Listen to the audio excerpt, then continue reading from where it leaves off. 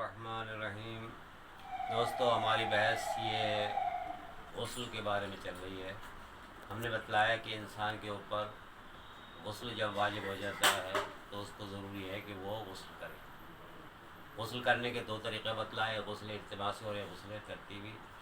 غسل ترتیبی وہی ہے جو انسان روزانہ یا جب بھی انسان کے غسل واجب ہوتا ہے، یا غسل واجب نہ بھی ہو، مثلا بہت سے مستحب غسل بھی ہیں جیسے عید کے دن کا اور دوسرے جو غسل ہیں انسان کرتا ہے اپنے گھر میں لوٹے وغیرہ سے، بالٹی وغیرہ سے، تو اسے غسل ترتیبی، پہلے سر و گردن، اس کے بعد داڑھا حصہ، اس کے بعد بایاں حصہ۔ لیکن غسل التماسی یہ ہے کہ انسان نیت کرے اور نیت کرنے کے بعد میں اپنے بدن کو جو ہے وہ تالاب وغیرہ میں یا حوض میں جو ہے ایک مرتبہ ڈبکی لگا کر جو ہے اس میں نکل آئے، وہ اس کا جو ہے ترتیبی التماسی غسل ہو جائے۔ آج ہماری بحث یہ ہے کہ کتنی چیزیں جس کے اوپر غسل واجب ہے حرام ہے۔ ایسے انسان پر 5 چیزیں حرام ہیں جس کے اوپر غسل واجب ہو جائے۔ سب سے پہلے اس کے اوپر حرام ہے کہ وہ قرآن مجید کو اپنا ہاتھ لگائے یا اللہ کے نام کو ہاتھ لگائے، یا صرف ہاتھ نہیں بلکہ جسم کا کوئی حصہ بھی قرآن مجید کو یا اللہ کے نام کو یا ائمہ کے نام کو یا جناب فاطمہ کے نام کو نہیں لگا سکتا۔ اگر لگائے تو انسان کے اوپر کیا ہے، انسان جو ہے وہ حرام کام انجام دے۔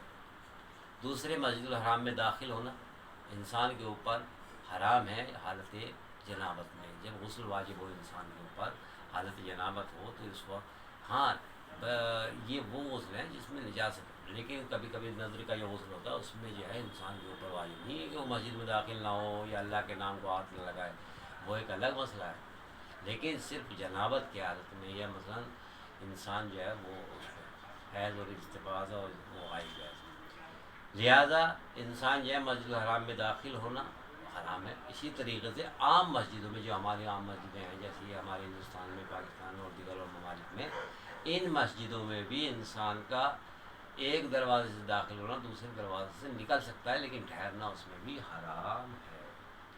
چوتھے یہ ہے کہ اگر کوئی چیز رکھنے پر ان مسجدوں میں مجبور ہو تو احتیاط یہ ہے کہ فوراً رکھے اور اس سے باہر نکل جائے۔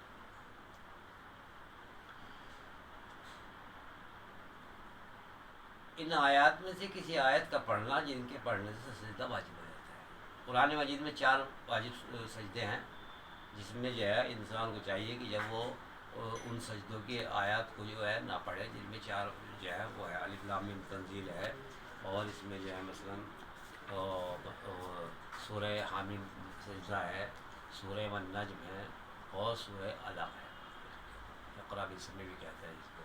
ان 4 سوروں کا پڑھنا انسان کے لیے ان حالت میں جو ہے حرام ہے۔ یہ تو ہوئی واجب، کیا کہ سب سے پہلے انسان کا اللہ اپنے مثلا بدن کو یا ہاتھ کو یا کسی چیز کو جو ہے اعضاء کو ایسی چیز سے لگانا ہے جس میں اللہ اور رسول کا نام لکھا ہو، یا مسجد الحرام میں داخل ہونا، یا عام مسجدوں سے مثلا جو ہے ٹھہرنا، یا ان سوروں کا پڑھنا جن میں جو ہے سجدہ واجب ہے۔ اس کے علاوہ انسان کے اوپر کچھ چیزیں مکروہ ہیں۔ وہ مکروہ کیا ہیں؟ یعنی مکروہ ہے کہ انسان کے اوپر کہ کھانا اور پینا، اگر انسان جو ہے وہ اس کے اوپر غسل واجب ہو، مہینے ہو، تو انسان کے اوپر کھانا اور پینا جو ہے مکروہ ہے۔ ہاں اگر کلی کر لے تو وہ کراہیت دور ہو جاتی ہے۔ یہاں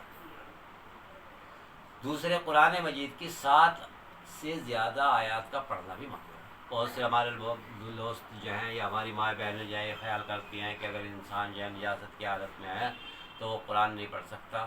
صحیح ہے، انسان کو احتیاط کرنی چاہیے، لیکن اگر پڑھے بغیر مس کیے ہوئے، بغیر ہاتھ لگائے ہوئے، تو انسان کا ان 4 سوروں کے علاوہ باقی 7 آیات کا پڑھنا مکروہ بھی نہیں ہے، اور 7 آیت سے زیادہ انسان اگر پڑھے تو وہ صرف اور صرف مکروہ ہے، حرام نہیں ہے۔ یعنی اس کا مطلب یہ ہے کہ قرآن جو ہے انسان پڑھ سکتا ہے اس حالت میں۔ تیسری یہ ہے قرآن مجید کی 7 سے زیادہ ایسی آیات پڑھنا جن میں سجدہ واجب نہ ہو، یہ مکروہ ہے۔ یعنی 4 انسان جو ہے وہ 7 آیت پڑھے تو مکروہ نہیں ہے، اور 7 سے زیادہ پڑھے تو مکروہ ہے۔ چوتھے کیا ہے؟ چوتھے ہے کہ اپنے بدن کا کوئی حصہ قرآن مجید کی جلد یا حاشیے وغیرہ سے لگانا، مگر قرآن مجید کے الفاظ سے نہیں، حاشیے سے لگانا ہے، جو اردو وغیرہ میں یا کسی اور میں لکھا ہوا ہے یا کوئی اور چیز ہے یا ایسی ہے، یا اس کی جلد کو لگانا، یہ بھی مکروہ ہے، لیکن اس پہ اللہ کا نام یا رسول کا نام لکھا ہوا نہ ہو، یا قرآن قرآن کی آیت لکھی ہوئی نا اور صرف حاشیہ ویسی ہو، قرآن مجید اپنے ساتھ رکھنا یہ بھی مکروہ ہے کہ انسان جو ہے حالت مثلا جنابت میں جب انسان کے اوپر غسل واجب ہو تو اس وقت جو ہے وہ اپنے ساتھ قرآن رکھے، یہ بھی انسان کے لیے مکروہ ہے۔ اسی طریقے سے انسان کے لیے سونا، جنابت کی حالت میں انسان کے لیے سونا جو ہے وہ بھی مکروہ ہے۔ ہاں اگر وضو کر لے تو یہ کراہیت بھی دور ہو جاتی ہے، یا تیمم کر لے، تیمم کرنے کے بعد میں سو سکتا ہے۔ اسی طریقے سے انسان کا حالت جنابت میں یہ کیا ہے، مہندی لگانا یا اسی طریقے سے غذا وغیرہ لگانا بھی انسان کا مکروہ ہے۔ آٹھویں یہ ہے کہ انسان جو ہے اپنے بدن پر تیل لگائے، یہ بھی مکروہ ہے یہ اس حالت میں۔